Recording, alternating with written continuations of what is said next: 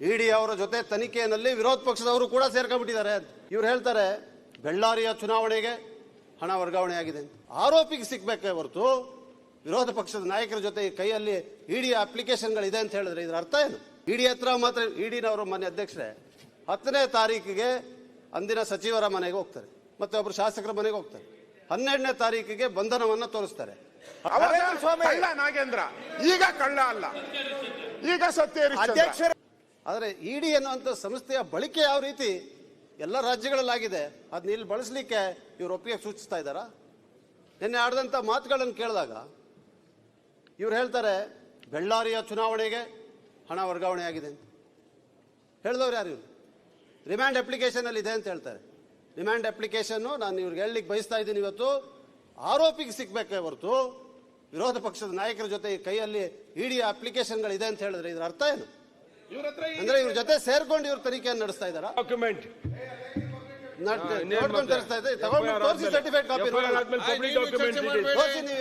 Certified copy ಸ್ವಾಮಿಯರೇ, ಅದು public ಚಾ ಕುಡಿಯೋ ಮಾತಾಡಿ. ಈಗ ಇವ್ರು ಮಾತಾಡ್ಲಿ. ಅವ್ರು ಪದೇ ಪದೇ ಒಂದೇ ಒಂದು ಇವರ ಗುರಿ ಸತ್ಯ ಮುಚ್ಚಾಕ್ಬೇಕು, ಜನರ ದಾರಿ ತಪ್ಪಿಸಬೇಕು, ಮುಖ್ಯಮಂತ್ರಿಗಳಿಗೆ ಮತ್ತು ರಾಜ್ಯ ಸರ್ಕಾರಕ್ಕೆ ಕೆಟ್ಟ ಹೆಸರು ತರಲಿಕ್ಕೆ ಏನೆಲ್ಲ ಹೇಳಬೇಕು ಅದನ್ನ ಹೇಳ್ಕೊಂಡಿದ್ದಾರೆ. ಮುಖ್ಯಮಂತ್ರಿಗಳಿಗೆ, ಉಪಮುಖ್ಯಮಂತ್ರಿಗಳಿಗೆ, ಸರ್ಕಾರಕ್ಕೂ ಈ ಹಣ ವರ್ಗಾವಣೆ ಏನಾಗಿದೆ ಬ್ಯಾಂಕಿನ ಮೂಲಕ ಇದಕ್ಕೆ ಸಂಬಂಧ ಏನ್ ಸಂಬಂಧ ಇದೆ ಅಂತ ಹೇಳ್ಬೇಕಲ್ಲ. ಮುಖ್ಯಮಂತ್ರಿಗಳು ರಾಜೀನಾಮೆ ಕೊಡ್ಲಿ ಪದೇ ಪದೇ ಹೇಳೋದು.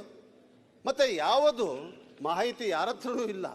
ಇಡಿ ಹತ್ರ ಮಾತ್ರ ಇಡಿನವರು ಮನೆ ಅಧ್ಯಕ್ಷರೇ 10ನೇ ತಾರೀಕಿಗೆ ಅಂದಿನ ಸಚಿವರ ಮನೆಗೆ ಹೋಗ್ತಾರೆ, ಮತ್ತೆ ಒಬ್ಬರು ಶಾಸಕರ ಮನೆಗೆ ಹೋಗ್ತಾರೆ. 12ನೇ ತಾರೀಕಿಗೆ ಬಂಧನವನ್ನ ತೋರಿಸ್ತಾರೆ. 13ನೇ ತಾರೀಕು ಪ್ರೆಸ್ ರಿಲೀಸ್ ನಲ್ಲಿ ಒಂದೇ ಒಂದು ಶಬ್ದ ಕೂಡ ಇಲ್ಲ. ಜಾರ್ಖಂಡ್ನಲ್ಲಾಗಿರುವಂತಹ ಕೇಸ್ಗಳು ಬೇರೆ ಕೇಸ್ಗಳನ್ನೆಲ್ಲ 13ನೇ ತಾರೀಕು ಇಡಿ ರಿಪೋರ್ಟ್ ಅಲ್ಲಿ ಬರೀತಾರೆ ಪ್ರೆಸ್ ರಿಲೀಸ್ ಅಲ್ಲಿ.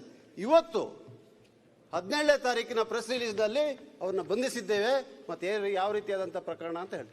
ಹೌದು, ಎಲೆಕ್ಷನ್ ಇವತ್ತಿನ ಇಡಿ ಪೇಪರ್ದಲ್ಲಿ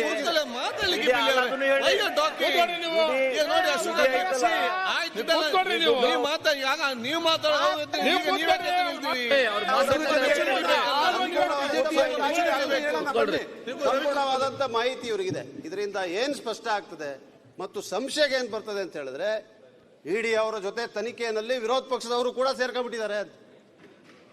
ತನಿಖೆಯ ಸಂಸ್ಥೆ ನಿಷ್ಪಕ್ಷಪಾತವಾಗಿ ಫ್ರೀ ಅಂಡ್ ಫೇರ್ ಇನ್ವೆಸ್ಟಿಗೇಷನ್ ಏನು ನಮ್ಮ ಮೂಲಭೂತ ತತ್ವ ಇದೆ ಸಂವಿಧಾನದ ಅಡಿಯಲ್ಲಿ, ಅದರ ದಾರಿ ತಪ್ಪಿಸುವಂತ ಕೆಲಸ ಇವತ್ತು ಕರ್ನಾಟಕದಲ್ಲಿ ಇಡಿಯ ಮೂಲಕ ಮಾಡ್ತಾ ಇದ್ದಾರೆ ಅಂತ ನಾನು ಸ್ಪಷ್ಟವಾಗಿ ಹೇಳಲಿಕ್ಕೆ ಬಯಸ್ತೇನೆ. ಇವತ್ತು ಅರವಿಂದ್ ಕೇಜ್ರಿವಾಲ್ ಅವ್ರನ್ನ ಬಂಧಿಸಿದ್ರು. ಹೇಮಂತ್ ಸೊರೇನ್ ಇಲ್ಲ, ದಯವಿಟ್ಟು ನೀವು ಈ ತರ ಮಾಡಿದ್ರೆ ನಾನು ಮಾತಾಡೋಕ್ಕಾಗಲ್ಲ. ಹೇಮಂತ್ ಸೊರೇನ್ ಅವರ ಬಂಧಿಸಿದ್ರು. ನಾನು ಏನ್ ಹೇಳ್ತಾ ಇದ್ದೀನಿ ಅಂತ ಹೇಳ್ತೀನಿ. ಹೇಮಂತ್ ಸೊರೇನ್ ಅವರ ಬಂಧಿಸಿದ್ರು. ಸರ್ವೋಚ್ಚ ನ್ಯಾಯಾಲಯ ಹೇಳಿದ್ದಾರೆ ಇಡಿಯ ಸಂಸ್ಥೆ ಅವರು ಈ ತರ ಪಿಕ್ ಅಂಡ್ ಚೂಸ್ ಮಾಡ್ತಾ ಇದ್ದೀರಾ, ನಿಮ್ಮ ಅಧಿಕಾರಿಗಳು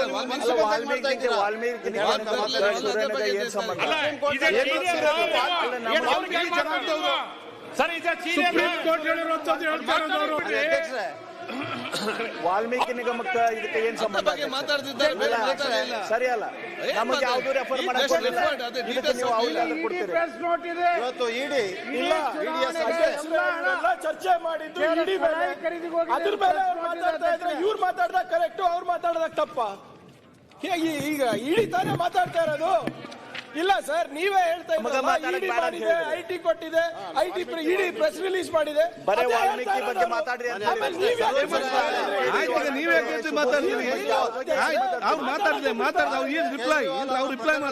ಅರವಿಂದ್ ಕೇಜ್ರಿವಾಲ್ ಅವ್ರ ಪ್ರಕರಣದಲ್ಲಿ ಹೇಳ್ತಾರೆ ಈಗ ಎಲ್ಲರಿಗೂ ಒಂದೇ ರೀತಿಯಾಗಿ ನಡ್ಕೋಬೇಕು.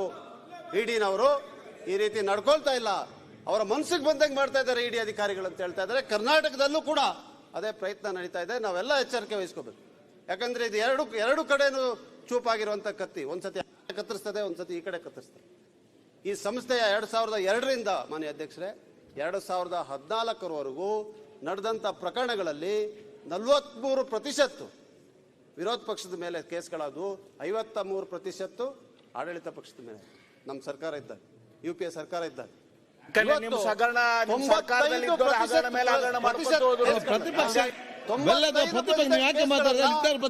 ವಿರೋಧ ಪಕ್ಷದ ಮೇಲೆ ಹಾಕಿ ತಮ್ಮ ಅಸ್ತ್ರವಾಗಿ ಬಳಸ್ತಾ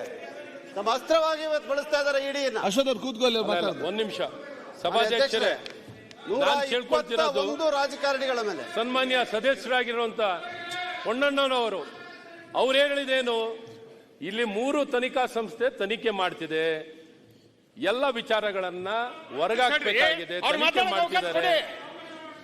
ತನಿಖಾ ಸಂಸ್ಥೆಗಳನ್ನ ಮಾತಾಡ್ತಾರೆ ಈಗ ಅವ್ರೇ ನಿಮ್ಮ ಪೀಠಿಗೆ ಅವ್ರು ಮಾತಾಡ್ತಾರಲ್ಲ, ಈ ಸದನದಲ್ಲಿ ನಡೀತಿದೆ ಅಂತ ಹೇಳಿದ್ದಾರೆ. ಆಯ್ತು ಕೂತಲ್ಲಿ ಈಗ ನೀವು ತಿರ್ಗಾ ಅವ್ರು ಮತ್ತೊಮ್ಮೆ ಮಾತಾಡ್ಲಿಕ್ಕೆ ಅವಕಾಶ ಕೊಡಿ. ಮಾತಾಡ್ಲಿಕ್ಕೆ ಹೇಗಾಗುತ್ತೆ? ಆಯ್ತು ಈಗ ಅವ್ರು ಮಾತಾಡಿ. ಸಂಸ್ಥೆ ಬಗ್ಗೆ ಅದರ ಇತಿಹಾಸ, ಅದ್ ನಡೆದು ಬಂದ ದಾರಿ, ಏನ ಸರ್ಟಿಫಿಕೇಟ್ ಇದೆಯಾ, ಅಂಕಿ ಅಂಶ ಇಟ್ಕೊಂಡಿದಾರ, ಡಾಕ್ಯುಮೆಂಟ್ ಕೊಟ್ಟಿದಾರ? ನಾಯಕರ ಮೇಲೆ ಸುಪ್ರೀಂ ಕೋರ್ಟ್ ಮಾಜಿ ಉಪಮುಖ್ಯಮಂತ್ರಿ ಆದವರು deputy opposition first time 115 are leaders of the opposition party. ಆಯ್ತು ಮತ್ತೆ ಅದು ಮತ್ತೆ ನಾವು ನೋಡುವ ಪ್ರತಿಪಕ್ಷ ನಾಯಕರಿದ್ದಾರೆ, ಪ್ರತಿಪಕ್ಷ ನಾಯಕರಿದ್ದಾರೆ ನೋಡ್ಲಿಕ್ಕೆ. ಆಯ್ತು ಪ್ರತಿಪಕ್ಷ ನಾಯಕರಿದ್ದಾರೆ ನೋಡ್ಲಿಕ್ಕೆ. ಮಾಡ್ತಾ ಇದೆ ಅಂತ ಜನಕ್ಕೆ ಗೊತ್ತಾಗ್ಬೇಕಲ್ಲ, ಅವ್ರು ಮಾತಾಡ್ಲಿ. ಮಹರ್ಷಿ ವಾಲ್ಮೀಕಿ ನಿಗಮದ ಬಗ್ಗೆ ಮಾತಾಡ್ಲಿ, ಅದರಲ್ಲಿ ಆಗುವ ತನಿಖೆ ಬಗ್ಗೆ ಮಾತಾಡ್ತಿದ್ದಾರೆ. ಅದನ್ನ ಬೆಳಕಿಗೆ ತರುವಂತದ್ದು ಮಾಡ್ಲಿ, ಸಂತೋಷ, ನಾವೇನ್ ಬೇಡನಲ್ಲ.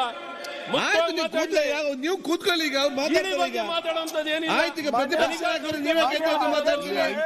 ಪ್ರತಿಪಕ್ಷ ನಾಯಕರು ಸಂಬಂಧಪಟ್ಟ ನಿಮ್ಗೆ ಮನಸ್ಸಿಗೆ ಬಂದಾಗ ಹೇಳಿದ್ದು ಆಗ್ತದೆ ಇಲ್ಲಿ ಕೂತ್ಕೊಂಡು ಮಾತಾಡಿ.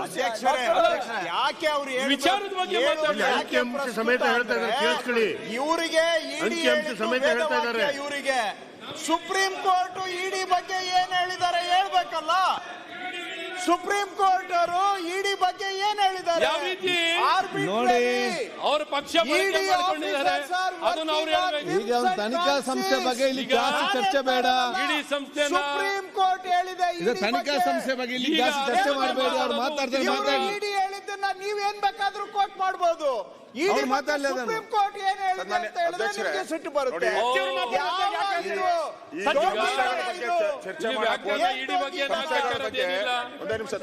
ಅದು ಸುಪ್ರೀಂ ಕೋರ್ಟ್ ಹೇಳಿದ್ದನ್ನ ಹೇಳಿದ್ರೆ ಇವ್ರಿಗೆ ಸಿಟ್ಟು. ಏನ್ ಬೇಕಾದ್ರೂ ಅಲ್ಲ, ಪೊನ್ನಣ್ಣವರು ಮಾತಾಡ್ತಾ ಇದ್ದಾರೆ, ಕೋರ್ಟ್ ಮಾಡ್ಲಿ.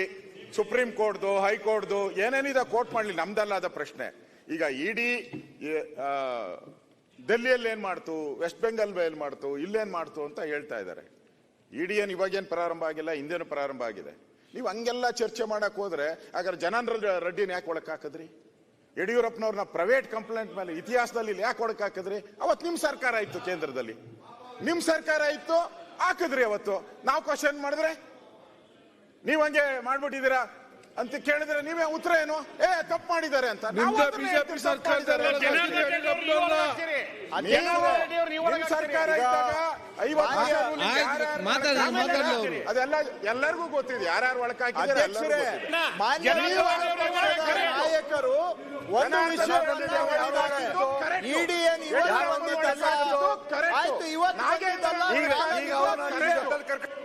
ನಾಗೇಂದ್ರ ಒಳಕ್ ಹೋದ, ಅವಾಗ ಕಳ್ಳ ನಾಗೇಂದ್ರ, ಈಗ ಕಳ್ಳ ಅಲ್ಲ, ಈಗ ಸತ್ಯ. ಅಧ್ಯಕ್ಷರೇ, ನಾಗೇಂದ್ರನ ಎಷ್ಟು ಸರ್ಕಾರ ಬಂದ ಮೇಲೆ ಇಡಿ ರಾಜಕೀಯ ವ್ಯಕ್ತಿಗಳ ಮೇಲೆ ಸಮೇತ ಹೇಳ್ತದೆ. 53% ನಮ್ಮ ಸರ್ಕಾರ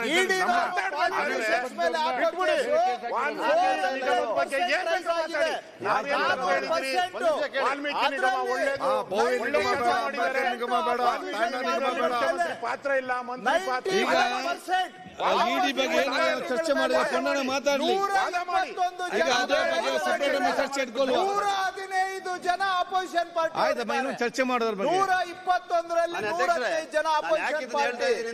ಬಿಜೆಪಿ ಗವರ್ಮೆಂಟ್ ಬಂದ ಮೇಲೆ ಅಪೋಸಿಷನ್ ಪಾರ್ಟಿಗಳ ಮೇಲೆ ಹಾಕುವ ಕೇಸು 400% ಜಾಸ್ತಿ ಆಗಿದೆ. ಹಿಂದೆ ಯುಪಿಎ ಗವರ್ಮೆಂಟ್ ಇದ್ದಾಗ ಆವಾಗ ಅಪೋಸಿಷನ್ ಮೇಲೆ ರೂಲಿಂಗ್ ಪಾರ್ಟಿ ಮೇಲೆ ಆಲ್ಮೋಸ್ಟ್ ಈಕ್ವಲ್. ಈಗ ಸುಪ್ರೀಂ ಕೋರ್ಟ್ ಮತ್ತೆ ಪೊನ್ನಣ್ಣ ಮಾತಾಡ್ತಿದ್ದಾರೆ. ಈಗ ಅದು ಸಪರೇಟ್ ದಿವಸ ಚರ್ಚೆ ಮಾಡೋದಕ್ಕೆ ಸಂಬಂಧ, ಅದು ಸಪರೇಟ್ ಚರ್ಚೆ ಮಾಡೋ. ಪೊನ್ನಣ್ಣ ಮಾತಾಡಿ, ಅಬ್ಸರ್ವೇಷನ್ ಮಾತಾಡಿ, ಮಾತಾಡಿ. ನೀವ್ ಯಾಕೆ ಪರಸ್ಪರ ಮಾತಾಡ್ತೀರಿ ಇವ್ರೆ? ಅಲ್ಲ ರೀ, observation. ಅಲ್ಲ ಅಶ್ವಥ್, ನೀವ್ ಯಾಕೆ ಆ ಕಡೆ ಈ ಕಡೆ ಮಾತಾಡಿ? ಪ್ರಿಯಾಂಕಾ ಅವ್ರೆ, ನೀವ್ ಯಾಕೆ ಆ ಕಡೆ ಈ ಕಡೆ ಮಾತಾಡಿ? ಪಣ್ಣನಲ್ಲಿ ಮಾತಾಡಿ ಮುಗಿಸಿ. ಇಲ್ಲಿ CM ಅಷ್ಟು reply. ಅಂಶ ಸಮೇತ ಮಾತಾಡ್ತಾ ಇದ್ದಾರೆ. ಆಯ್ತು, ಮಾತಾಡಿ. ಜಡ್ಜ್ಮೆಂಟ್ ಕೊಟ್ಟಿದ್ರೆ ಇವ್ರು ಹೇಳಿದಾಗ ಏನಾದ್ರು ಜಡ್ಜ್ಮೆಂಟ್ ಕೊಟ್ಟಿದ್ರೆ ಆಯ್ತು ಇವ್ರು ಏನಾರು ಹೇಳಿದಾಗ ಜಡ್ಜ್ಮೆಂಟ್ ಕೊಟ್ಟಿದ್ರೆ ಕೋರ್ಟ್ ಮಾಡ್ಲಿ. ಆಯ್ತು, ಈಗ ನೀವು ಮಾತಾಡಿ. ಮಾನ್ಯ ಅಧ್ಯಕ್ಷರೇ, 121 ಕೊನೆ ಸಿಕ್ಕಿದಂತ ಲೆಕ್ಕ 3 ಮಂದಿಗೆ ಬೇರೆ ಬೇರೆ ಕೊಡಿಸಿದ್ರು ಮೊದಲ. ಈಗ ಪಕ್ಕ 121 ರಾಜಕೀಯ ನಾಯಕರ ಮೇಲೆ ದಾಖಲೆ ಆಗಿರುವಂತಹ ಪ್ರಕರಣದಲ್ಲಿ ನಮ್ಮನ್ನು ಬಿಡೋದಿಲ್ಲ. 115 ಹೇಳಿ ನಾವು ಸುಮ್ನೆ ಕೂರ್ಬೇಕು ಅಂತ. 115 ಮೊನ್ನೆ ಅಪೋಸಿಷನ್ ಲೀಡರ್ ಮಾತಾಡಿದ್ರು, ಯಾರಾದ್ರೂ ಮಧ್ಯದಲ್ಲಿ ಒಂದು ಮಾತು ಮಾತಾಡಿದ್ವಾ? ನಾವು ಸುಮ್ನೆ ಕೂತ್ರು ನೀವು ನಮ್ಮನ್ನೇ ಎಬ್ಬರಿಸ್ತೀರಿ. ನಡೀಲಿ, ನೀವು ಪಣ್ಣಲ್ಲಿ ಮಾತಾಡ್ಲಿ. ಈಗ ಮಾನ್ಯ ಅಧ್ಯಕ್ಷರೇ, 121 ರಾಜಕೀಯ ನಾಯಕರ ಮೇಲೆ ದಾಖಲಾಗಿರುವಂತಹ ಇಡಿ ಪ್ರಕರಣಗಳು ಕೊನೆಯ ಲೆಕ್ಕ ಹೇಳ್ತಾ ಇರೋದು ನನಗೆ ತಿಳಿದಂಗೆ 121ರಲ್ಲಿ 115 ವಿರೋಧ ಪಕ್ಷದ ನಾಯಕರ ಮೇಲೆ ದಾಖಲೆ ಮಾಡಿದ್ದಾರೆ. ಈ ಅಂಕಿಅಂಶಗಳಿಂದ ನಾನು ಏನ್ ಹೇಳಲಿಕ್ಕೆ ಬಯಸ್ತಾ ಇದ್ದೀನಿ, ನಾನೇನು ಇಡಿನವರು ತನಿಖೆ ಮಾಡಬಾರ್ದು, ಅವ್ರಿಗೆ ಅಧಿಕಾರ ಇಲ್ಲ ಅಂತ ಮಾನ್ಯ ಅಶೋಕ್ ಅವರು ಹೇಳಿದ್ರು, ಕಾನೂನಾತ್ಮಕವಾಗಿ ಮಾತಾಡ್ಬೇಕು ನೀವು ಅಂತ, ಅದನ್ನೇ ಮಾತಾಡ್ತಾ ಇದ್ದೀನಿ. ಆದರೆ ಯಾವುದೇ ಒಂದು ಸಂಸ್ಥೆಯನ್ನ ದುರ್ಬಳಕೆ ಆದಾಗ ಅದನ್ನ ಎತ್ತಿ ಜನರಿಗೆ ತೋರಿಸುವಂತದ್ದು ನಮ್ಮೆಲ್ಲರ ಕೂಡ ಕರ್ತವ್ಯ. ಇವತ್ತು ನಮ್ಗಾಗ್ತದೆ, ನಾಳೆ ಅವ್ರಿಗಾಗ್ಬೋದು. ಈಗ ಅದರಿಂದ ಇದನ್ನ ಸರಿಪಡಿಸಬೇಕು. ಮಹರ್ಷಿ ವಾಲ್ಮೀಕಿ ನಿಗಮದ ವಿಚಾರ